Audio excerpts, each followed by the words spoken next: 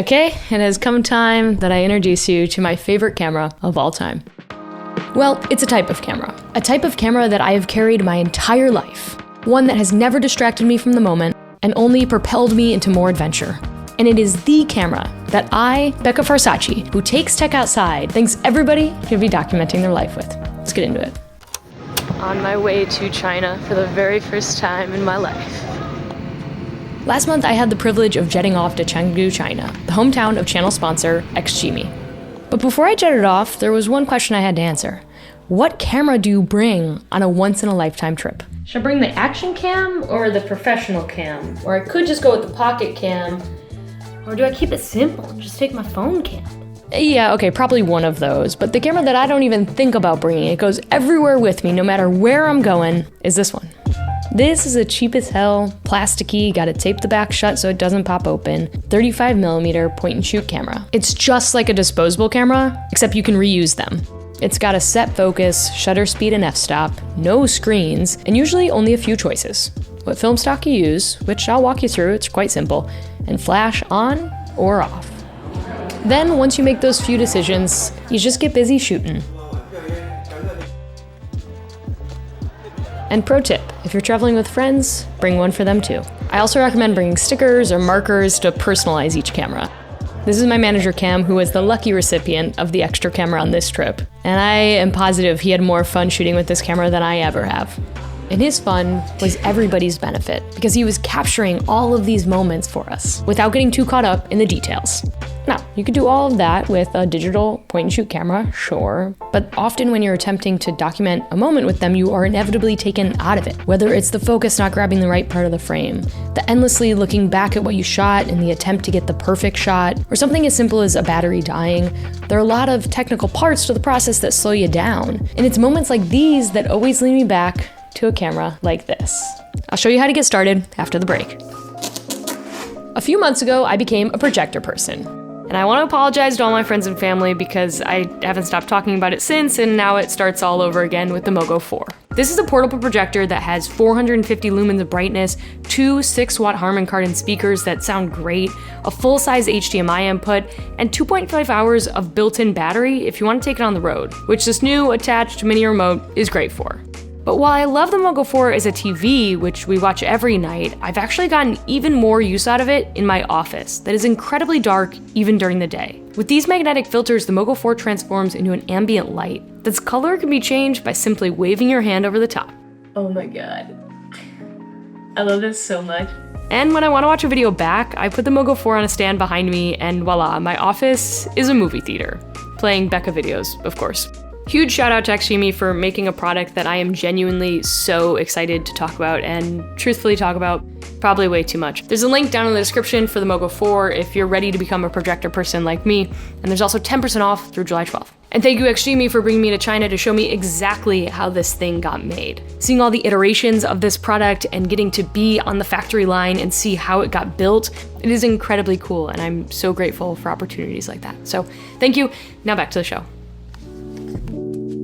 There's nothing quite like being able to relive a moment after you've been so removed from it. Being able to reminisce about the food you ate, the places you went, the people you saw, all from sort of this other perspective that was your camera's eyes.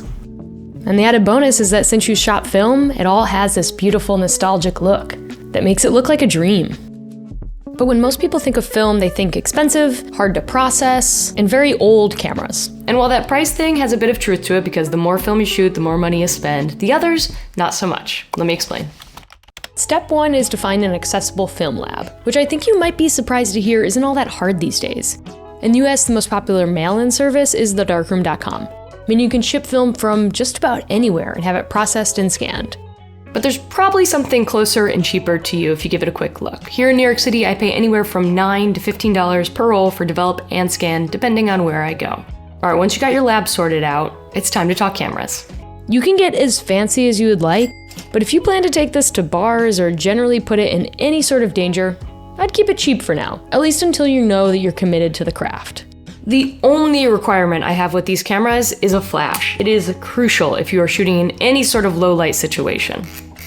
For the last year, I've been rocking the double film show, which up until a few weeks ago was only $15 on B&H. But as of filming this video, it looks like the stock is gone. You can still get it from the company's website for $37 if you wish. But as I said before, we're looking for as cheap as possible, and I found this Ilford Sprite for $19. I shot with this camera for many years, I trust it, so I'd go with that. Another option I would consider, though, is a Kodak half-frame camera. It shoots vertically, so it only exposes half of a frame of 35mm film, meaning that you don't get quite as much resolution, but you do get double the amount of photos per roll. So if you only ever plan to post photos to social media platforms on your phone, this might be a great option, because the extra resolution of a full-frame camera isn't necessary for you. Keep in mind that no matter what camera you choose, all of these are fully made of plastic, so you only really get a year out of them before the flash breaks or some small piece of plastic chips and everything's toast. All right, you got your lab, you got your camera. It is finally time to talk film. And if you don't want to think too much, you can keep it simple with a 400 speed film. I'm from Rochester, so I gotta tell you to buy Kodak, specifically Kodak Ultramax 400. It's a cheap, all-around film that will work in daylight or at night with a flash. There is, of course, Fujifilm 400, but I'm from Rochester, so I don't know anything about that stock.